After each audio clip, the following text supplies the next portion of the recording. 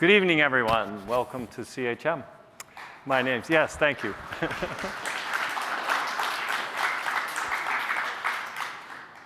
Welcome to tonight's program. I'm Dan Lewin. I'm the CEO of the museum. I'm very excited about our program tonight. Thank you for coming, and special thanks to our members and those who are online and streaming. If you're interested, please consider joining. These programs come to you live and at no charge, and so we appreciate our sponsorship from our corporate sponsors, our trustees, our staff, and our member group. So thank you all for your support. At CHM, our goal is to decode technology.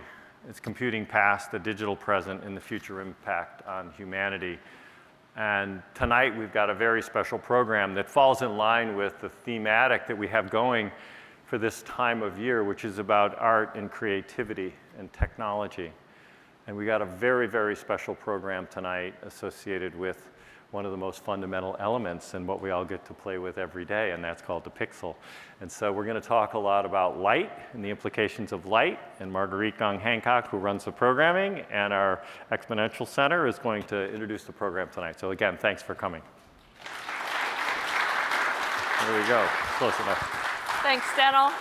Well, I'm so happy to add my warm welcome to each of you, and what's really exciting is to see who's here tonight to learn about this. The museum is dedicated to education and thinking about how each of us can be more informed to make better decisions about how technology can benefit us or organizations or society. And just having a chance to talk with some of you in the audience. Saw people that have been involved with computer graphics in the Valley for more than 50 years. And I think our people who are working at Pixar today, and maybe our youngest audience member might be 7.5, which is pretty amazing. So this lifelong learning is a part of what we do. We're so glad you're here as part of our public education event. For this program, it's called The Pixel, From Cave Paintings to Toy Story. And as Daniel mentioned, it's part of our Tech and Creativity series that we're going to be pursuing this whole coming year. And as part of that, I want to make sure that you know that we have 2 special exhibitions that have opened recently.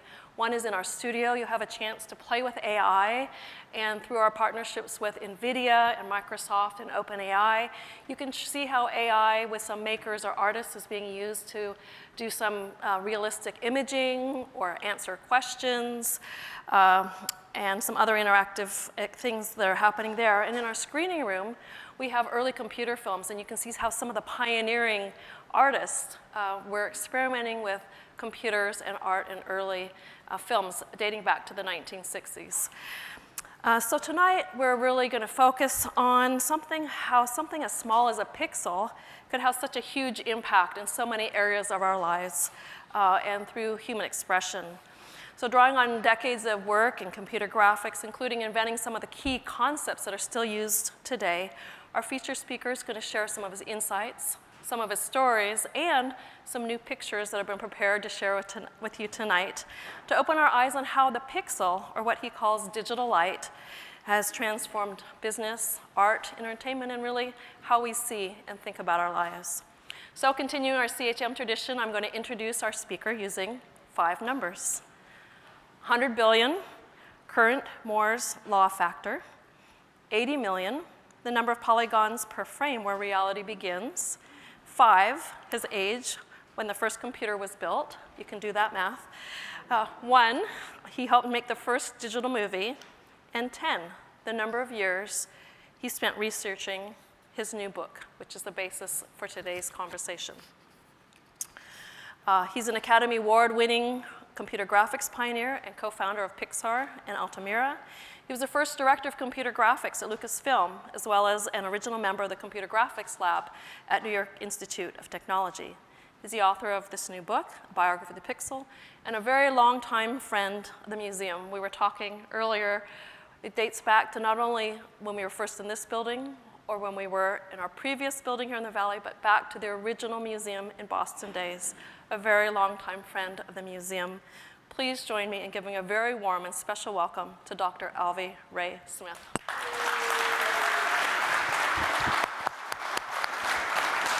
Thanks. I'm glad you're here, Alvy. Hi. Great. Pleasure to be here. I should sit down? So here to moderate is an award-winning writer, Barbara Robertson. Barbara was a senior editor at computer graphics world for 20 years. She's still writing for them, for that magazine, as well as a freelance writer. She's written for many publications, including Variety, Cinefex, and Animation Magazine. As Alvy's first friendly insider editor for the book, she's just the perfect moderator for tonight's conversation. In this fireside chat, we're really pleased to have you here tonight. Let's give a welcome to Barbara Robertson.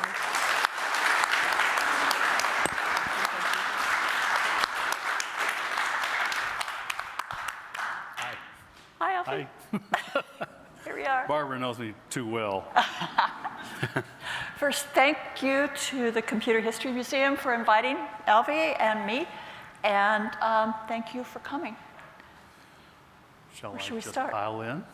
I'm going to ask You're gonna you. pile in, I'm okay. going to pile in first. Okay. All right. So, as Marguerite mentioned, you introduce in your book the concept digital light.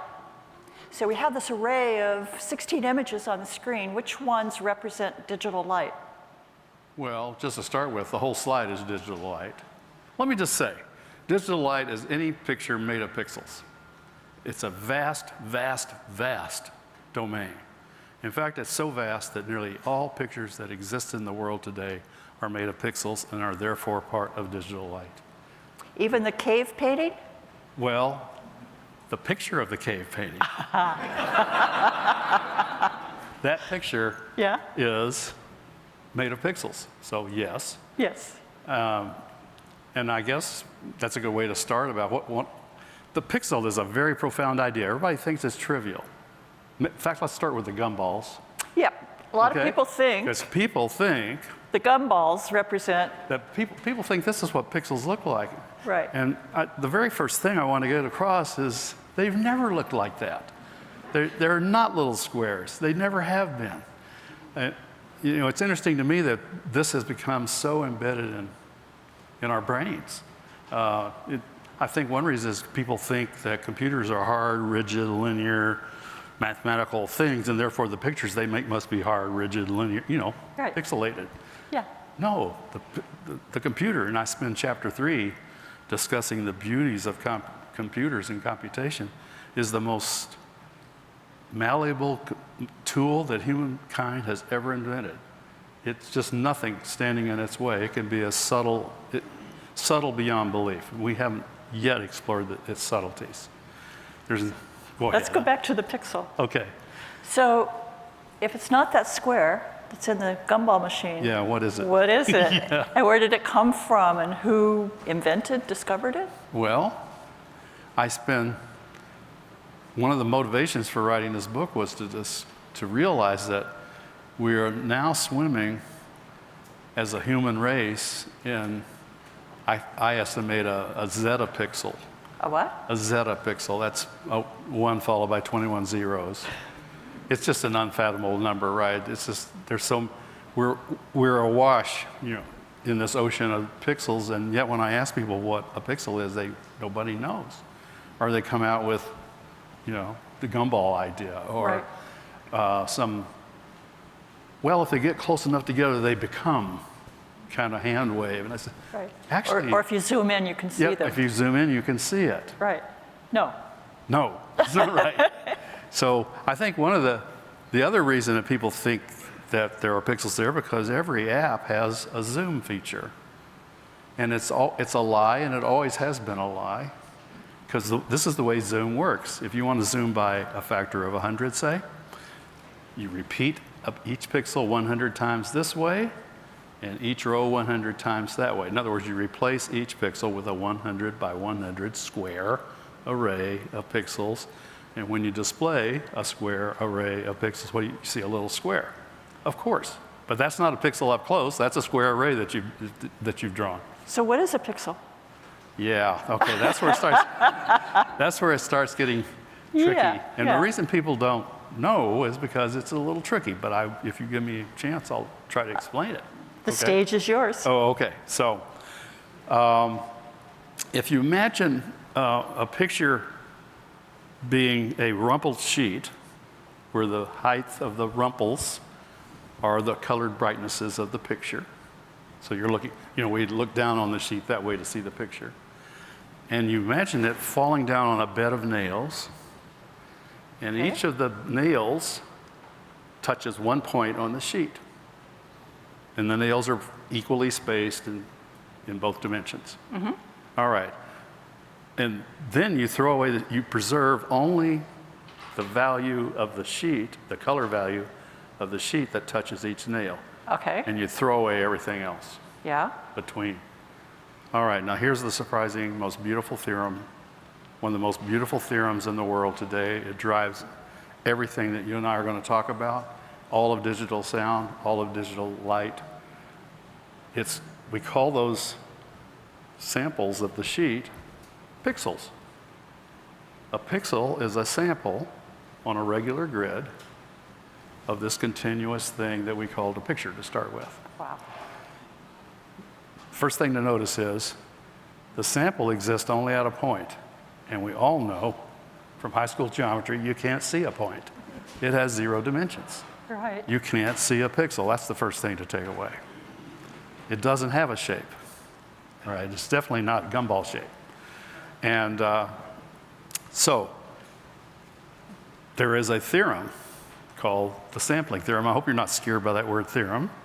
It just means fact in mathematics. There's this beautiful theorem called the sampling theorem, invented by a guy up there on the screen we can talk about later, Okay.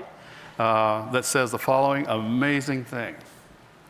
You can throw away the infinity of points on that sheet, that rumpled sheet, and preserve only the discrete points represented by the bed of nails, Okay. and not lose anything. Wait a minute. You can throw away an infinity, but not lose it? That's what the theorem says. If you space the nails correctly, which I can Okay. come back to what that means later. It appears to be throwing away infinity, but not losing it. And the way it works, and this is the beauty.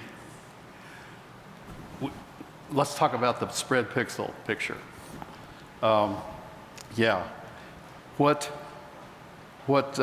If you take that kind of a little mountain shape Yeah. and spread each pixel from a point to that shape, Using that mountain as the. use that mountain as the shape, Okay. and you adjust its height, so it's the height of the pixel sample, Yeah. and add up the result, you get the original picture back. You get infinity back? You get all that infinity back. That's magic. It's magic. And it's not an approximation. I think people think pixels are an approximation. No, it's exact if you do it right. Okay. It's beautiful. How can it be? Well, somehow, the infinity that you thought you got rid of is carried in that little mountain. In fact, the ideal shape is in the original paper from 1933 1933. in Russian. Inside the red ellipse, it's called a sink to the mathematicians. I just call it a pixel spreader. It says hump with wiggles off to the side. That's the ideal shape. We can't, it's infinitely wide, so we have to use approximations like the little mountain. So if you have to have a shape of a pixel in your mind, make it the little hump. But actually, pixels have no shape. So what do we see on screen then? Yeah, What do you call there's the those question. little There's things the on question. screen? So I have billions of pixels in my cell phone, and I bet you do too. Because that's what we do all day long anymore, is snap. We take pictures, take pixels from the world and save them in files. And you can't see them, right? I can't see them. Right. If I want to see a picture made of pixels, I click on the file name, say, and suddenly there's the picture on the screen of my display, on the display of my phone. What has happened there? Are those pixels I'm looking at? No, those aren't pixels. It's another common error. I call them display elements. These little soft glowy things that kind of have that shape of that mountain I just showed you, except it's made of light. And in fact, that is the pixel spreader. The pixels in the file get spread by those little display elements in the little poofs of infinity Right. that add up to be the continuous picture that you see on your screen. No little squares. I didn't say square once, not once. And that's why the same picture can appear in lots of different. So the pixels Displays, right? are universal. They're the same to anybody, anywhere, anytime, anywhere on the globe, anywhere in space. You know, Yeah. the Mars rovers are sending back pixels. I guess the Webb is sending back pixels, I guess. And yeah, but display elements, those little glowy things, differ from device to device, from manufacturer to manufacturer, from emitted light to reflected light. I mean, there's all kinds of displays. They're all driven by universal pixels. And that, by the way, that just became true, that we could just share pixels everywhere in the world at about the year 2000, the millennium. So I'm going to wind. So when did we see the first pixels on screen? The first time we saw that light from a pixel? Well, I went out to find out when I wrote the book. I says, wait a minute, I should know that. Let me just mention that next month I turned 79. I catch up with Joe Biden. And I was born before computers and Moore's Law and all that. I've seen the whole damn thing unwind. And it's been an astonishing trip. All right. You'd think that somewhere, and computer graphics is my specialty, you'd think I would know where the first pixels were, but I didn't.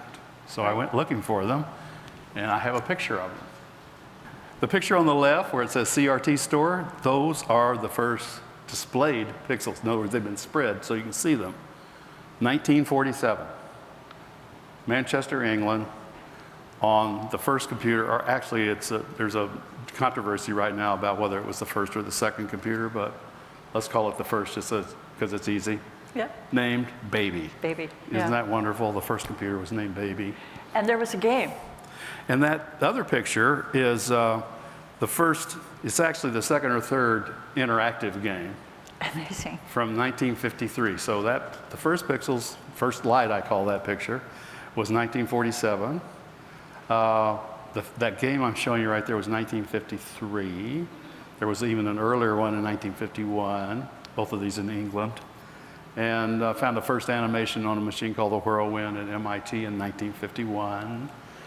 So those engineers were playing games right They from were already day doing one. games interactively with pixels about 10 years earlier than the received wisdom Wow. that I received stated. So after that, there was just a lot of energy put into this, and a lot of people worked on display technology and on computer technology. How did you, in the book, sort all of that history and untangle it? Well, one of definition. One of my shocks when I spent, like I think Marguerite said, I spent 10 years on this book. And the reason it took so long is because every time I looked into a technology, the history of which I thought I knew, I found out it was a pack of lies. Really? Not necessarily. Okay, give me an example. Well, this kind of goes along with why didn't I know what the first computer was? Who built the first computer? Well, I finally decided, you've got to define it. You've got to define what a computer is before you can just say this was first, this was second, this was third. So I did my research and I came up with the result that Alan Turing invented the stored program computer in 1936. There it is, chapter 3. My book explains it in cold detail. Program memory, data memory, programming languages, coding, the whole thing. It happens to be software though, so it's really slow. I guess that's where I could show this. This is a universal Turing machine business card. That business card can compute anything that's computable in the universe. A bit slowly. But very slowly. My joke is it could probably do Toy Story, but it might take the lifetime of the universe.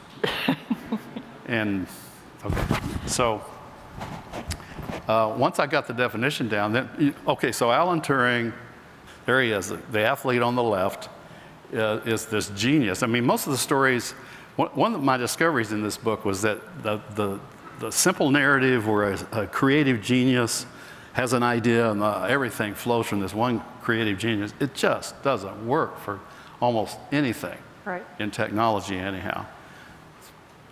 Alan Turing's almost an exception. Nearly all of the computation does flow from him in computers, but not in a straight line. Right. And in fact, in this picture, To his right, inside the circle, is another genius, Johnny von Neumann, who was one of the few people in the world smart enough to know what it was that Alan Turing had proved in 1936. He got it really fast. And if you try to read the papers yourself, to realize that he got it in a night blows your mind. He was really smart. But they both understood that it's so slow, it didn't make any sense. Well, we all know, everybody here knows, I'm sure, if you want something in software to go fast, put it into hardware. So both of them went out on a mad rush to build the first electronic hardware computers. What we mean by a computer today is an electronic stored program computer. That's what we mean every day by it. And the whole idea of a computer is it makes computation go really fast. That's their purpose. So once it began going fast, people began thinking about making pictures on it. And you have a picture up there of Ivan Sutherland and Tim Johnson. What was their role with this? Okay, so in the computer graphics world, there was kind of this history. This is another one of these myths, yeah, it's one of these right? histories that's just not right, is that Ivan Sutherland wrote this program called Sketchpad at MIT in '63, approximately.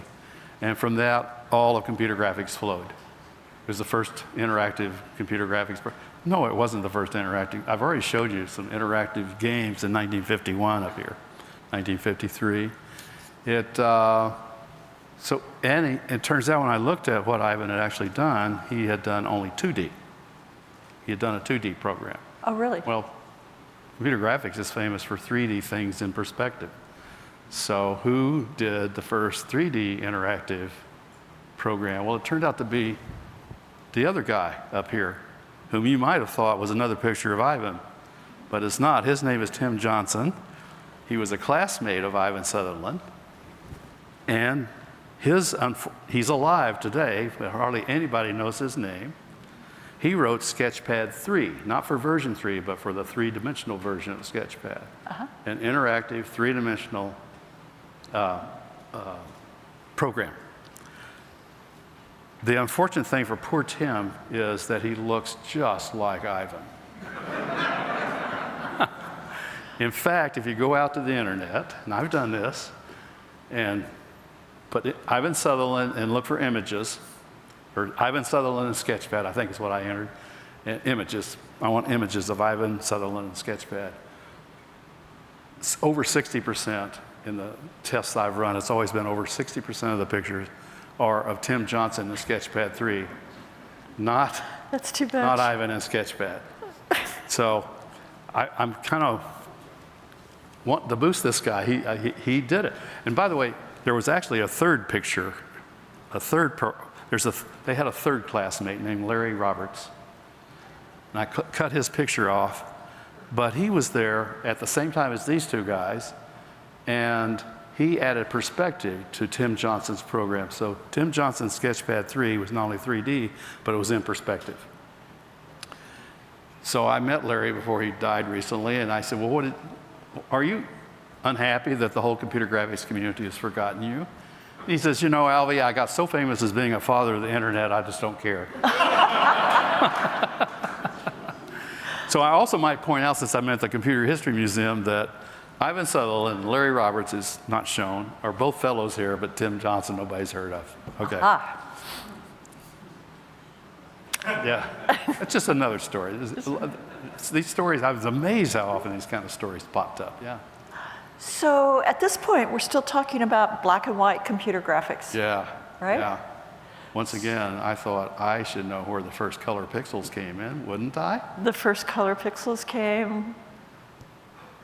Where did you think they were? Well, I thought they were at Super Paint, which is at Xerox PARC. I worked on a program called Super Paint, and with my friend Dick Shelp. My friend Dick Shelp had built this machine, and by the way, it's here in the Computer History Museum.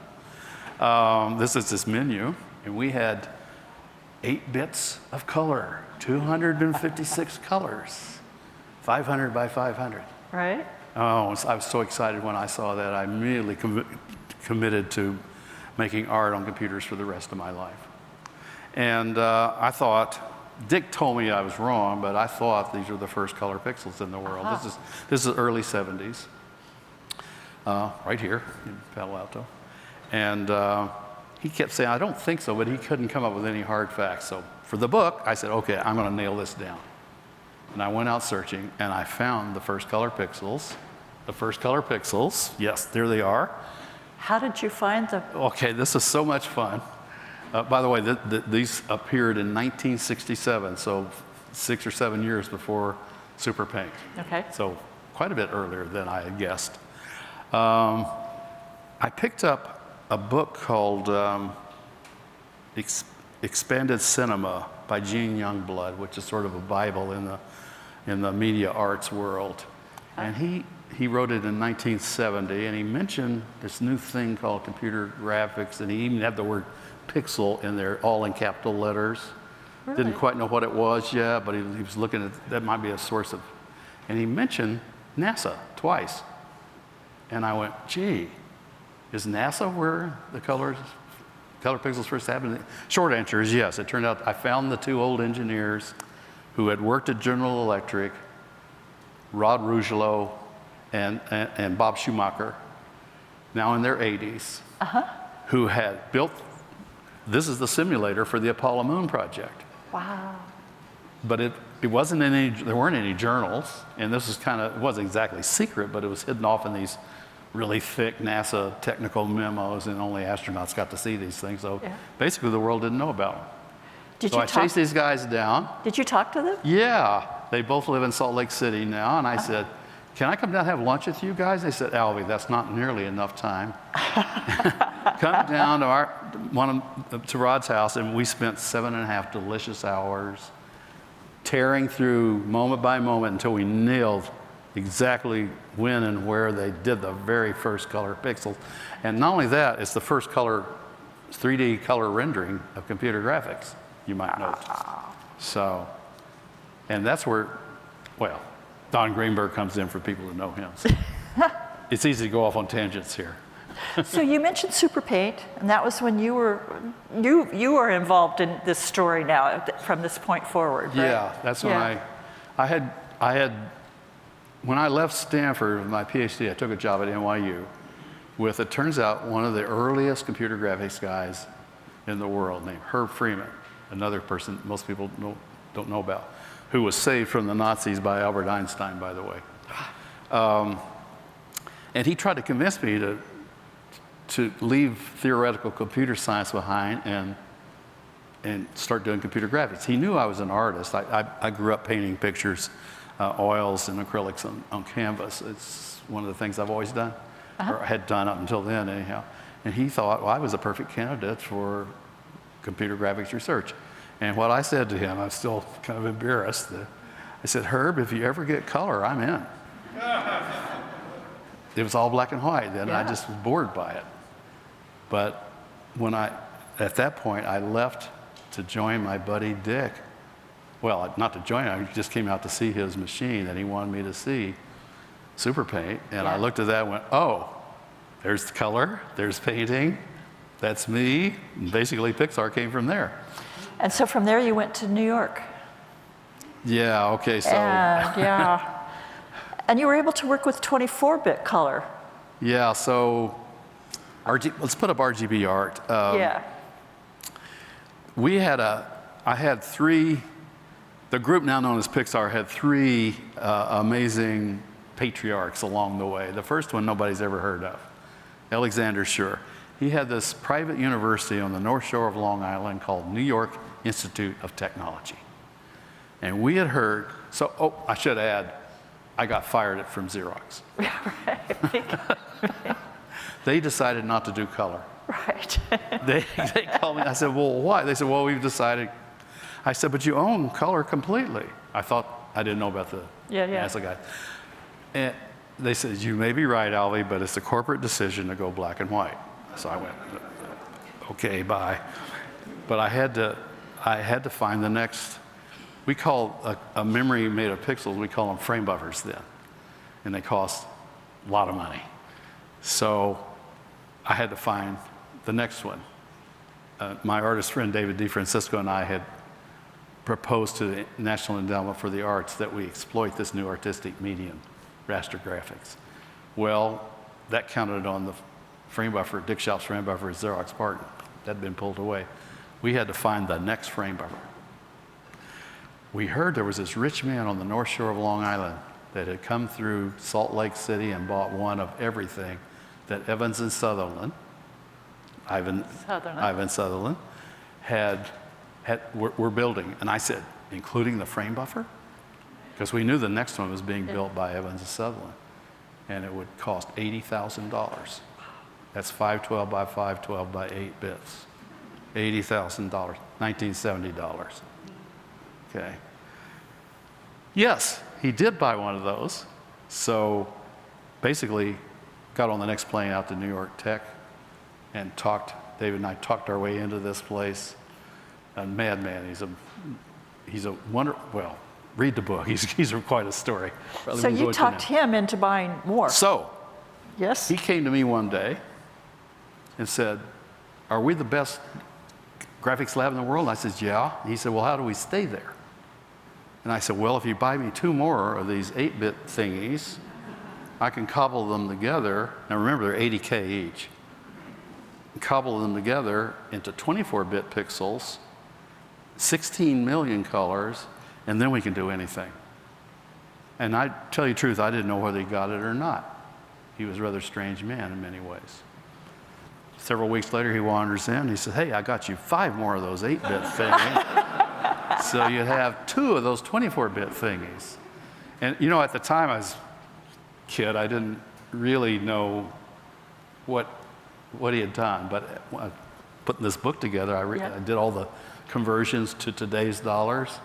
And basically, he had just spent $2 million on my say-so and put us out in the lead of everybody else. We had the first RGB color pixels in the world.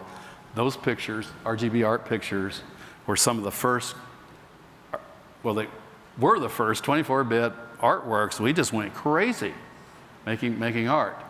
And, you know, I met Ed Catmull there, who would co-found Pixar with me later. Right. And Ed and I invented the alpha channel. So you're already seeing RGB with alpha channel in these early works of art. We just went nuts.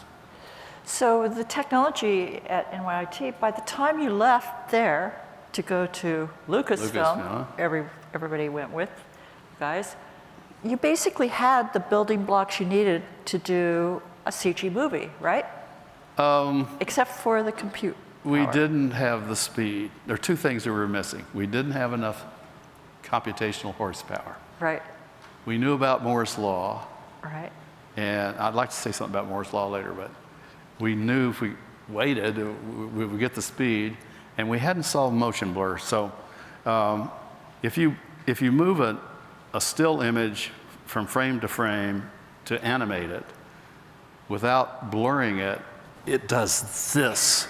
Right. It judders across the screen, and it's really unpleasant. Yeah. And we knew we had to solve that problem and didn't know how to do it yet. So we had to solve that and get horsepower Okay. in order to make, but we had the idea on Long Island Right. that what this team should do would be the first group in the world to make a digital movie, not knowing it was going to take 20 years. So I'm going to stop you right here and ask you about a tenet in your book called the Central Dogma. Oh, Yeah. yeah. Okay. You sort of hinted at it when you were talking about Ivan and Tim. Yeah. And of course, the movie. So, why don't we put up, you've got the Central Dogma slide up. Okay, so basically this started about the time of Tim Johnson and Larry Roberts. They put 3D and graphics and perspective together. And later, but not much later, we added physics to the mix. And if you'll notice the picture on the left, it's called 1984, named for the pool balls. It's completely computer generated. But it's got motion blur in it, it's got mutually reflecting surfaces, it's reflecting the environment, it's got the light sources coming from different directions, it's got texture map. It this is the example of what I call the central dogma of computer graphics was finally in place. And by that, it was an unspoken dogma, by the way. We will model the world, the three-dimensional world inside a computer using Euclidean geometry. We will model the motion with Newtonian physics and the lights, the optics with Newtonian physics. And we will push that into 2D using Renaissance perspective. Now, there's nothing about a computer that forces Euclidean geometry, Newtonian physics, or Renaissance perspective. And yet, every modern movie made with computers, there's 3 of them shown in the Toy Story slide, honors the central dogma. The gravity is Earth's gravity, the optics is Newtonian, the geometry is, okay, it's central dogma. So do you have an image that shows Non-central something that's, dogma? yeah, it's non-central. Yeah, well, there's a lot of examples of things that don't honor the central dogma. Basically, super paint. The paint programs don't honor central dogma. Basically, you can put any color you want in any pixel. Yeah. That's what painting has always meant. And I guess I could refer to the future. Maybe I should save that. Maybe the hands. The hands, yeah. Hands. Okay, the hands. I drew this picture before I discovered computer graphics while I was a professor at NYU. And I'm very proud of this picture, by the way. It's India ink, rapidograph, templates, all hand stuff. My hands, just sketched. It was used as the cover for 38 years for the Foundations of Computer Science Proceedings, which is where all the foundational documents of computer science are published. So I'm very proud of this. But it's not Renaissance perspective. If you look at it, it's a really weird perspective. Straight lines bend. Like I said, there's just nothing there's nothing in the world that says we have to use Renaissance perspective. So that's the real reason it's there, is to introduce the notion of the central dogma. Right. Yeah. So in your book, one of the themes that you developed throughout the book was this idea of idea, chaos, benefactor / tyrant. Yeah. And I know Fourier sort of set the stage for that in the book, and maybe in your mind, I'm not sure. So, probably did. I mean, one of my stories, I did several histories in this book. right. That's why it took 10 years, a year per technology, basically. And I would often find that, one, the received history is just bogus, and two, that there would seem to be sort of a historiography or something of the history of technology where there was a great idea involved, and some chaos to drive the idea into fruition, and some tyrant or tyranny or benefactor at least, to get away from pejorative terms, that made it happen, where the benefactor or tyrant usually didn't know that he was doing a good deed. Okay, okay. So Fourier is the guy on the left. The guy on the right is a silly picture of Napoleon Bonaparte. Fourier gave us the theory on which the whole modern world, the sampling theorem, is based. And I bet everybody in this audience knows Fourier theory, but I bet you hardly any of you know the story of Fourier himself. I didn't. Right. And I studied, Ron Bracewell taught me Fourier theory over here at Stanford. He's a fascinating guy. He was a French revolutionary in the French Revolution. He ran up against Robespierre and got thrown into jail, and he was about to lose his head to the guillotine when Robespierre lost his head to the guillotine instead, saving our guy, Joseph Fourier's head. I bet you didn't know that.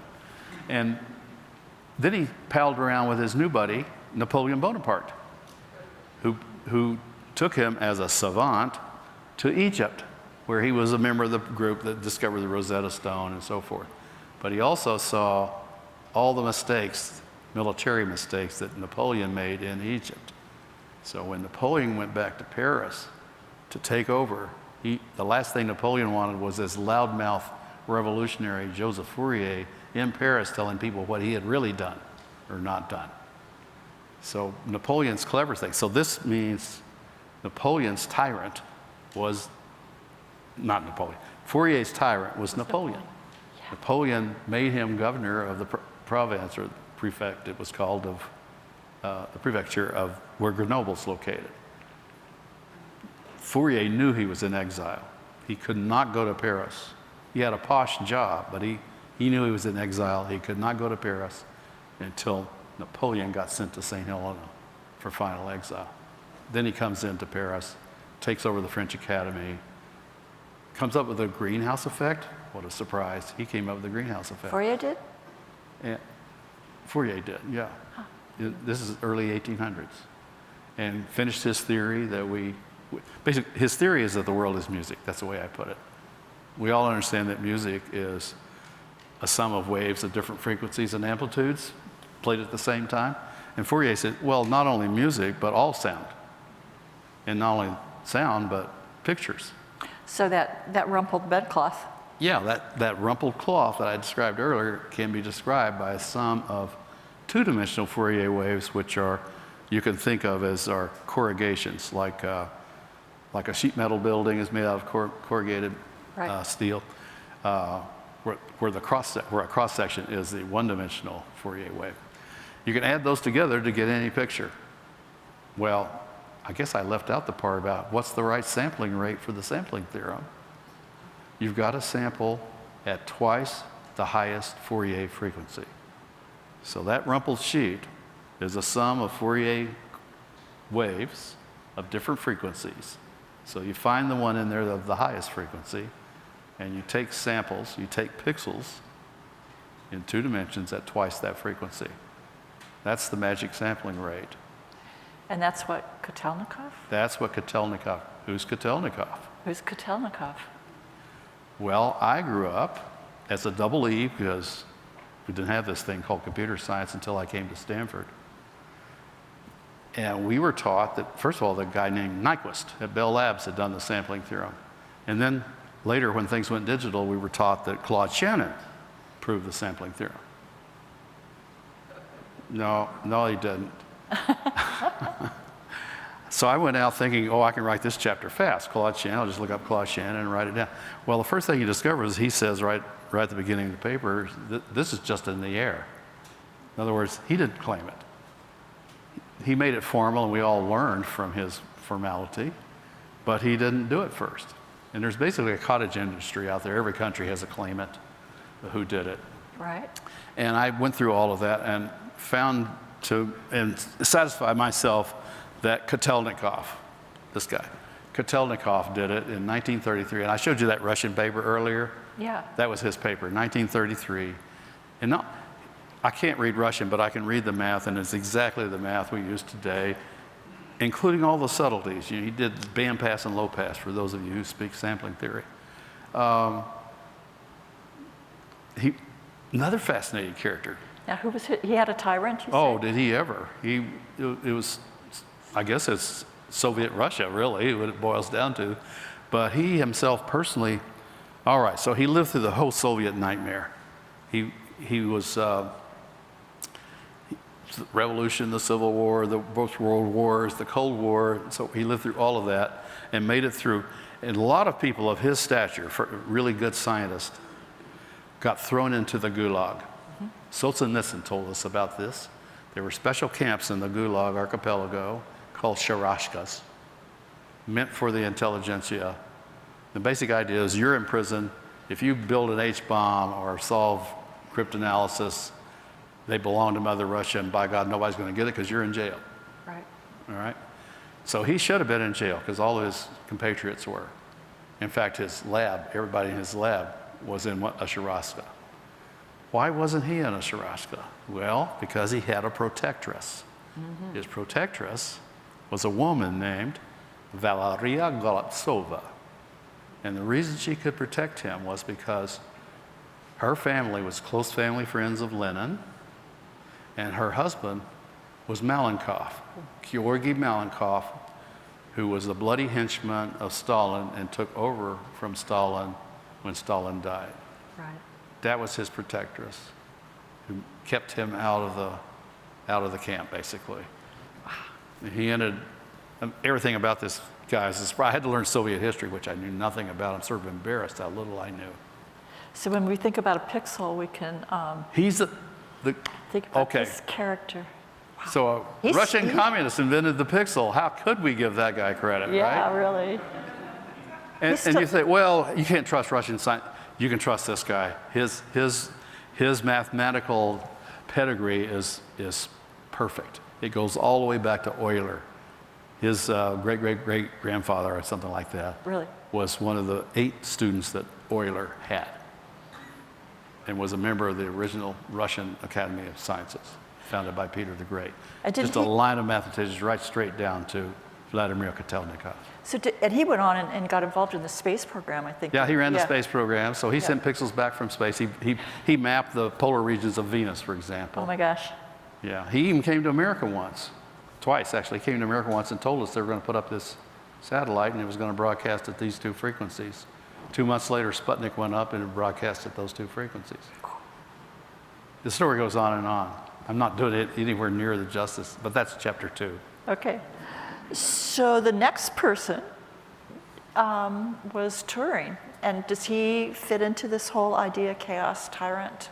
I think so. Yeah? He was he was gay and he was hounded by people's fear that if you were gay, you were a spy. Oh, yeah. Now, the odd thing was that, by the way, you'll notice that Johnny von Neumann inside the red circle has got a business suit on. Yeah. And he's sitting ass backwards on a mule at the edge of the Grand Canyon. I love this picture. His daughter gave me this picture, Marina von Neumann Whitman. No slouch herself. She was the first woman member of the General Motors Board of Directors. Okay. Forgot where I was going to go. We're doing Turing. Turing, yes. So Turing probably got hounded to death. His death is a little mysterious, but it was cyanide poison somehow or another. But the guy who actually slipped the secrets to the Soviets was Klaus Fuchs, who was the cohort of John von Neumann. Oh, whoa. No, the story, you guys had it so wrong. Yeah, you had it so wrong. All right. So that kind of brings us to the myth versus reality, the received history versus the facts. So you've mentioned a couple cases, but you have many. Yeah, I have lots of cases. In fact, I've already said it, the simple narrative just doesn't work, hardly ever. So I came up with this notion of family trees, of all the people.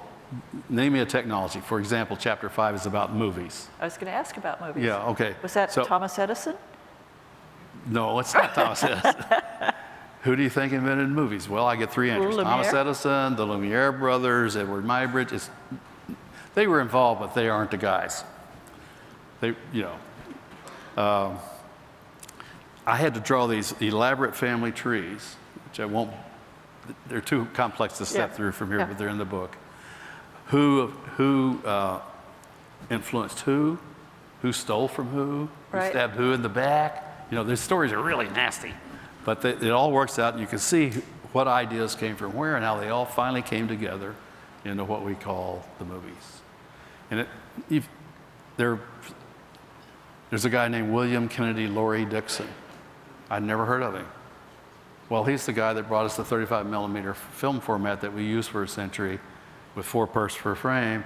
He built Edison's camera for him, and then he went off and started a competing company called Biography that built a projector. In other words, he was one of the first people to build a complete movie system. Wow. You ever heard of him? Nope. In France, I met the curator of the Cinémathèque Française, and he said, "It's what the Lumiere brothers, they hated each other." This nice story, this creation. He said, "That's not true," and I worked it out. It's all in the book. There's a guy over there named Georges Demigny who actually did most of the work that people stole from. So these are raise a red flag if there's a simple story, you know, one guy did it all. No, it's Probably not not. going to be. It's not going to be that way.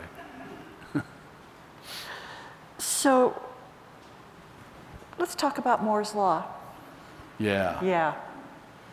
Well, this is something I'd really like to get across if I can. I know everybody here knows Moore's Law. It was in 1965, when it is the year I came to Stanford, by the way. And it's also the year I made my first graphic. It's also the year that Gordon Moore announced that he had observed that the density of components on an integrated circuit chip looked like they doubled every, let's say, 18 months or so, Yeah. right? He said, maybe this will last for 10 years. Yeah. Well, here it's lasted, how many years has that been? 35 plus 22, 57 years? I'm not counting. Yeah, okay, I'm not sure about my arithmetic. Over 50 years, I'm sure, Yeah. okay. And it's still going. So what is it? Well, I find this formulation of doubling every year and a half of components on it as non-intuitive. I don't know. It means a lot to chip engineers, but it doesn't mean anything to me. Right. So I put it into terms that are equivalent, but I think very much more memorable. Everything good about computers, which, by the way, happens to be directly related to the density of components on a chip. Yeah. Everything good about computers gets an order of magnitude better every 5 years. And an order of magnitude is a factor of 10. Why did I say order of magnitude instead of factor of 10? Right. Because we puny humans max out at a factor of 10. We can't imagine what a factor of 10 increase means. I mean, some of us can barely. But generally, we're blocked at an order of magnitude change. We have to reconceptualize at a factor of 10. What's Moore's Law say? You're going to get one of those every 5 years. A reconceptualization every 5 years.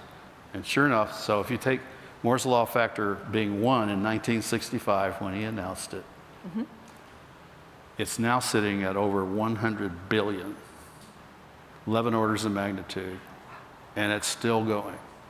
And it's going to hit 1 trillion shortly. So right now, everything good about computers, how dense they are, how fast they are, how cheap they are, is 100 billion times better than it was in 1965 when I came to California. We can't think that, because we can only do 1 order of magnitude if we're lucky. Right. 11 orders of magnitude. So people ask me, what's going to be next? I says, you don't know. That's the point of Moore's Law. You can't know. You can know it's going to be bigger numbers. But what it feels like and what you can get out of it, you don't know. We just basically have to get there. And by the way, that applies to the chip engineers too. They don't know either. They don't know how to make the chips denser until they get there. Now, I've lived the whole Moore's Law revolution, all 11 orders of magnitude. I've seen the whole thing. The death of Moore's Law has been announced 3 or 4 or 5 times in my life. And the engineers just blow past it every time. I think they're blowing past it again. We were talking about Just a minute ago. Yeah, I forgot what it's called, but this monster chip that just, Cerebus. yeah. Cerebus. Yeah. They blow by, engineers, once they get to the new plateau, then they can say, oh, now I see how we can take it out another notch. You have to get there first. It's just like biological evolution. You can't jump from a bacterium to a baby in one step. The evolution took just billions of years of little changes that all accumulated until it finally got there. I often thought, until I realized the meaning of Moore's Law, was why did they, if we knew we were going to double every 18 months, why not just jump to quadruple instead of stopping at the doubling? Well, it doesn't make sense. I mean, you've got to get to the plateau before you can see how to get to the next one, and see how to get to the next one. So, And one more thing, Barbara. sorry, go ahead. I think Moore's Law is a supernova of computational energy. Supernovas is a star that explodes to be brighter, 10 billion times brighter Yeah. than the original star. And that number is even small, I think, to Moore's Law explosion. This is an explosion that we barely understand. I've been surfing it my whole life, so have all of you, and we're going to continue apparently for the foreseeable future. Where's it going to go? It's a marvelous, marvelous thing that's happened that drives all of what I've been calling digital light. So in terms of digital light, when did the two connect? Well, I think you're talking about what I call the Great Digital Convergence. I'm sort of getting there, but yeah. But maybe before that, you were beginning to see the impact of Moore's Law, really. What are you hinting at? Ask it again. Huh? Ask it again. Ask it again. So I guess I'm thinking, we talked about you could have done the movie. You had the building blocks for making the movie way back when you joined Lucasfilm, right? Yeah, okay. You did the Genesis, you did... Yeah, we did Genesis and Star all of Trek those 2. things. But it didn't happen. We weren't ready for the movies you weren't ready yet. for it. So at what point did that happen? Was that Toy Story? Toy Story was it. Toy Story, which by the way happened right at the millennium, just a few years shy of the millennium. That's why I use the millennium as the year that the great digital convergence happened, when Right. all old media types disappeared and coalesced into the one medium of the bit. You call that the Great The Convergence? great digital convergence. So say it It sort again. of went by and nobody even paid attention. It was huge. Say it again. What is it? It's when all old media types coalesced into one medium, the bit. So no more film, no more video, no more ink. We still use some of these for display devices, but there is one medium now. You can find the old analog if you go to kindergartens or art museums. I mean, they're around. They're wonderful places to go, by the way. But, Right. That's one of the reasons I wrote the book, was I wanted to celebrate the great digital convergence. It happened. It happened unsung. And I wanted to sing its praises because it was a huge event. And the movies, the digital, by the way, the book is not about Pixar, even though it's in there. And it's not about computer graphics, even though it's in there. I just use those as, because I'm familiar with them, as an armature from which to hang the Right. story of all of digital light, which is so much vaster, more vast than computer graphics or digital movies, or there's make versus take I could go into. Sure. There's one of the things I wanted to do with the book was organize this vast world of digital light. I think of the book as a canon of this new field. How do you talk about it? What are the stories? What are the correct stories? How's the technology? The technology is not as hard as it sounds if you obfuscate it with the mathematics. So one of the first distinctions is what I call take versus make. If you hold up your cell phone and take a picture, that's taking. You grab pixel values from the real world. Right. Well, there's a lot of that going on. So I call that taking. Image processing is kind of the generic term for that class of pictures. Right. Where it's the pixels all come in from the real world somehow. Well, the other half, nominal half, is where you make the pixels. And that's where computers come in. If the idea is if you make a pixel resemble what you could take from the real world, then you can make synthetic pictures. Right. Of course, that's where computer graphics comes from. Right. So, and then there's all sort of subdivisions of that. There's the computer-aided design world, CAD it's called, where it's really the objects that are of interest, not the pictures. Right. Whereas my world is the picture-oriented computer graphics world, where the pictures are important. Not that they're completely separate. You can make models of Buzz Lightyear if you want to, but that's not the main purpose. The main purpose is the movies, right? But in order to get them to us, you go through a pixel. Yeah, and the pixel is the atomic particle of this whole thing that holds it all together. I like that, the atomic particle. Yeah. Cool. Very good. I wanted to ask you, I've been meaning to ask you, I'm kind of actually winding back into the book. Oh, okay. You have lots of pictures in the book. Did you have trouble finding them? Did you have any good stories about finding them? Oh boy, do I. Are you sure? Oh, yeah. You know, one of the things, I've never done I've done a book before, but they've been more scholarly. Yeah. This one, I had 183 pictures. Whoa. Well, MIT Press says, well, you've got to get a written agreement for each one of those, signed. And if you have to pay for it, you got to pay for it. I do. So, just so happened COVID hit right when I needed to get those permissions in place. Kind of, thank goodness, because I wouldn't have allotted nearly enough time for this very slow process of getting in touch with all these people. One of my best stories was, I only got turned down once by, believe it or not, the Walt Disney Company. I wanted to put one of the stories I have in there is that the true creator of Mickey Mouse is iWorks. He's our hero, not Walt Disney. Walt Disney was his tyrant. Right. I mean, the tyrant often serves a positive role. I want to be sure that you understand that. Setting up a nice studio and doing all the marketing, but iWorks invented Mickey Mouse and animated him. Everybody should know that, but they don't. So I wanted this picture of the two of them side by side. The original name of the company, by the way, was iWorks Disney.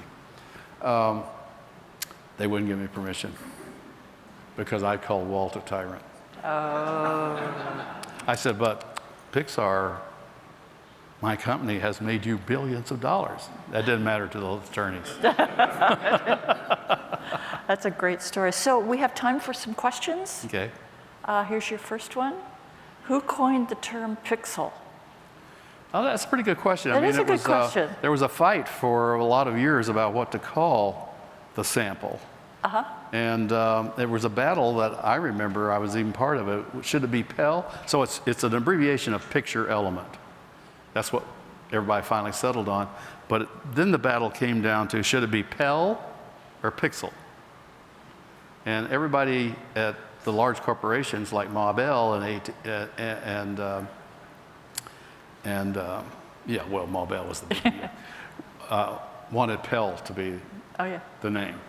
Well, all of us upstarts and at places like Stanford and image processing world wanted to use pixel. And basically we just won out, but there was this battle. Okay. But that reminds me that oddly enough, the sound world doesn't have a name for its pixel, for its sample, excuse me. So I had to invent one. It was too awkward not to have a name for it. So I coined this term, I hope you like it, soxel. It's a sonic element, is the name of the sample. That's cool. In audio. It's a really handy term. All right. In movies, by the way, the sample is called a frame. Yes. Oh, good point. Yeah. What is your favorite memory from your time at the computer graphics division of Lucasfilm? This is coming from someone who knows about the computer graphics. Yeah, well, Lucasfilm, as I mentioned, we had several patrons along the way. Alex Shure was this crazy man on Long Island. He was number one. Number two was George Lucas. And, the whole experience with Lucasfilm was wonderful. I mean, I thought that George Lucas was hiring us so we would make content in his movies. Right. No, he didn't really get that. He knew that we could build hardware and software, and he wanted to modernize filmmaking using digital techniques, which is a nice, fine vision. It just didn't have to be our vision. Our vision was, yeah, we can do that to pay our way, but we want to be in the movies. Yeah. And I just assumed, because I already had a piece in the Museum of Modern Art, and I thought that's surely why they're hiring us. And I kept waiting. I hired these geniuses. Everybody wanted to be in the movies. So Lauren Carpenter, Rob Cook, and Tom Porter, and all these guys would just show up. Sure, of course, come aboard. We need you. It was so much fun, kind of being papa to all these geniuses. And waiting for George to show up. He never showed up. I finally realized he didn't get it. And that's when Star Trek II showed the Paramount showed up with Star Trek 2 needing some computer graphics, not George's Star Wars franchise. And the guys at Industrial Light and Magic said, we don't know how to do that computer graphics stuff. I think the new guys next door, namely us, that's what they do, I think. So they called me over, and long story short, I got the shot. It's just a 60-second shot. We call it the Genesis demo. Genesis? Yeah, those are some elements out of the Genesis demo, starring Lauren Carpenter on fractals and Tom Porter on texture mapping and Tom Duff on bump mapping and like that. So that was the first time out for the group now known as Pixar on the big screen. It was really exciting. It was only 60 seconds, but I said, for some reason I knew that George is always aware of the camera, what the camera's doing. He does. If you try to watch a movie and watch the camera, then the director's failed. You haven't been sucked into the emotion. Right. George, I guess, can do both because I knew he was aware of the camera at all times. So I told my team when I sampled him, I said, look, we're going to put a camera shot in here. It won't be gratuitous computer graphics 101, wowie zowie. It'll make perfect narrative sense for the Star Trek people. But George will see that it's an impossible camera move for anything in the real world. So we put this really elaborate camera shot. The camera's whipping around and doing all these fancy moves, following the fire over the limb of a planet, stuff like that. It made narrative sense to the Star Trek people. But sure enough, the day after the premiere, George, who's a little bit shy in my opinion, stepped 1 foot in my office and said, "Great camera move." He got it, and he had us in his next movie just a little bit. And then he told his buddy Steven Spielberg about us, and we were in his next movie. The word spread. Fantastic. Okay, this is Stump the Speaker. Stump the Speaker? I think so, yeah. Okay. Built. What about the 1921 Bart Lane cable picture transmission by telegraph? Were those pixels? I don't have any idea what that means. Neither. Say it again. Say it again. I mean, there are some things that keep popping up that surprise me. So. Okay. The 1921 Bart Lane, B-A-R-T-L-A-N-E, cable picture transmission by telegraph. Okay, I mean, I don't know that particular technology, but I did look into, and I have a section in the book about exactly where is the dividing line between coded. In particular, I was interested in, we've all seen nudes made from typographic symbols on, I mean, this was huge back in the early days. Are those pixels? They're represented by a code. Right.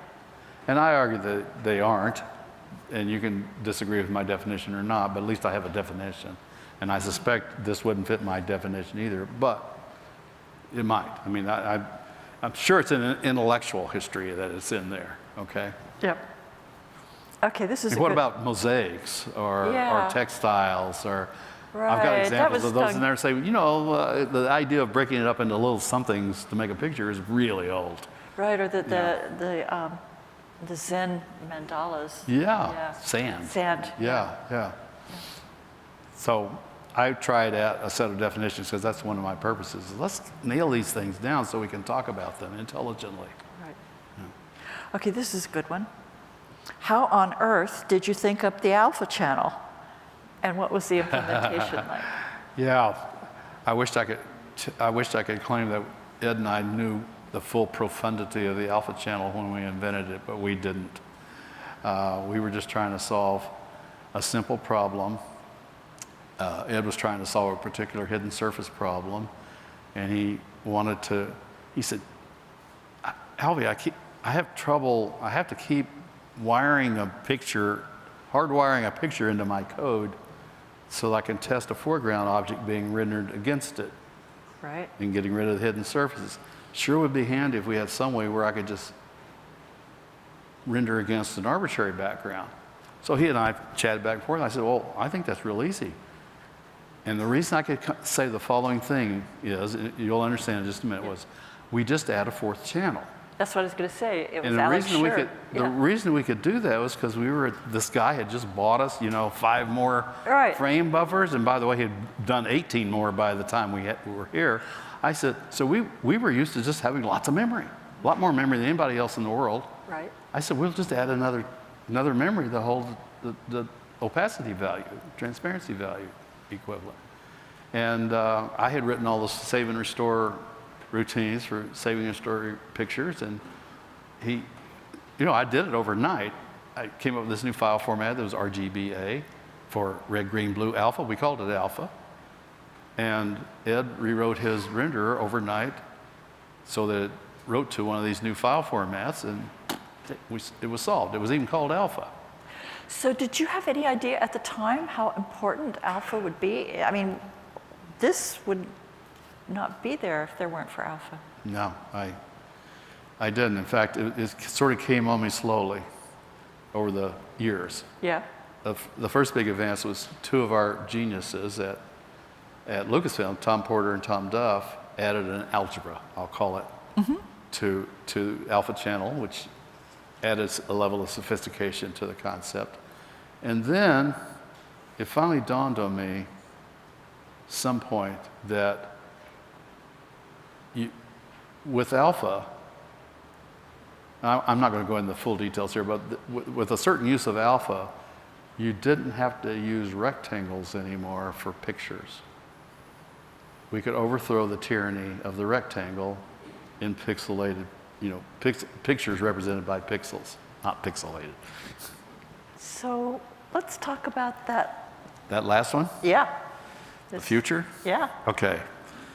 This is Speaking of This not is having to have square. This is a friend of mine named Darcy Gerber, is an artist. She lives in the Catskills in New York right now. She has been using paint programs for decades. She used my earliest paint programs, and to tell you the truth, I didn't much like her stuff.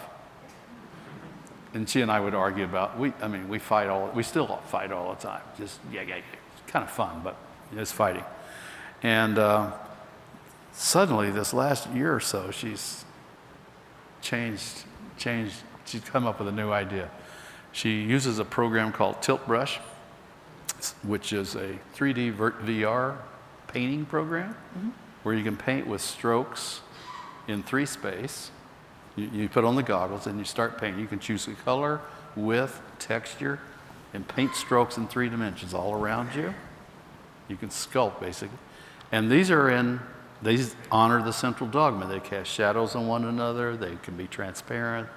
And so hidden surfaces, all of that, it's all there. It's in perspective and so forth. Then she takes the tilt brush sculpture, for lack of a better word, and looks through it at her studio or her kitchen or some room in her house or something, which becomes a take kind of picture. But then she brings all of that into Photoshop and does artistic things to it. And the results are, to me, really exciting. I feel like I'm being sucked in by the 3D-ness of the virtual part into her paintings, which all of a sudden I really like. And she's starting to get shown all around the world. So I'm just using that. Well, look, that's last year. I guess this is a good point where I should just say, I think we're on the verge of an astonishing explosion in art, in making art with computers. I think it's already underway. I think, Darcy's is a good example of the beginnings of that. Watching these, I gave a talk the other night at a house that was full of artists who were making art with AI. So there's that whole AI dimension that we just none of us really understand yet, but it's about to explode out. It's already exploding. There's generative art. It's just exploding. And I'm just sitting here holding on, wondering where it's going to go. And I'm encouraging artists of the world, please break out of the Central Dogma and show us what else is out there. There's an infinity of possibilities out there, artistic infinity. Show us. And I'm just sort of saying, okay, I'm 79. How long can I last? how much of this can I see? Because I know it's just going to rip into the future starting now for another, driven by Moore's law. So it's going to be big. So do you have a last word of advice for us? Is that when I use my word? It is. It is. My word is numinous. And this is a little hard to describe, but actually my instruction is seek the numinous. And by numinous, I mean that special, God, it's hard to describe. It's that feeling you get when you stand on the edge of the Grand Canyon and look into it, or you stand under the redwood trees, or in my case, in my wife's case, one of the places we felt numinous together, which is important to our relationship, was in the White Sands. I grew up in New Mexico. I don't know whether you've ever seen the White Sands, but you drive into the White Sands, and suddenly the entire world becomes white. The highway, the ground, the dunes, everything but the sky, which is piercingly blue. And if you don't go into a state, I don't know what's wrong with you. That's the numinous. It's my form of religion, I guess, is one way to put it. And there are a lot of different ways to seek the numinous, and I encourage you to do that. Thank you. You're welcome. I was like that.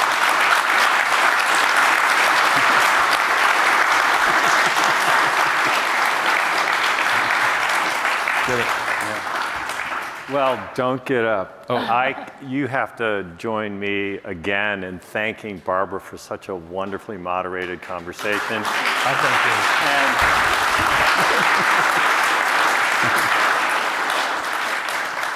And Alvy Ray for bringing some light into the room.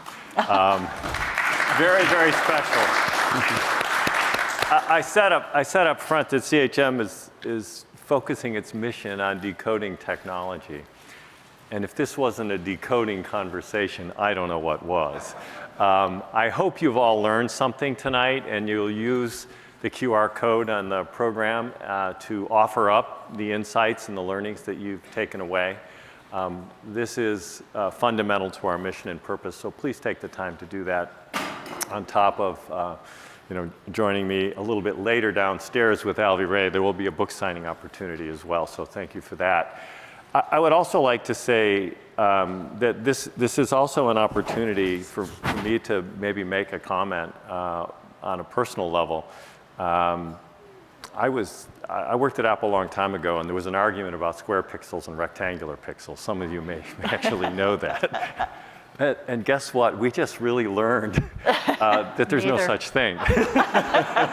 which I just love, and that's one of the joys of reading the book, so I'd encourage you to do so if you haven't already.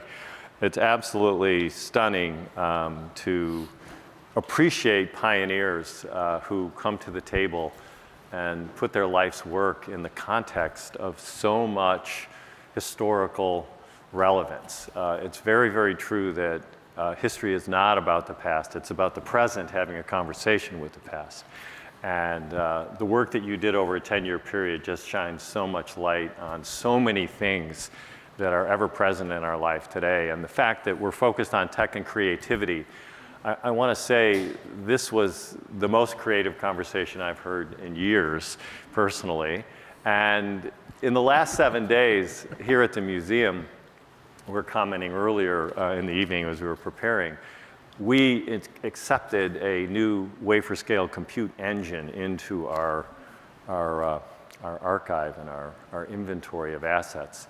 And it's a 9-inch square wafer that has 2.6 trillion transistors on it and 850,000 cores that are optimized for graphics-based compute.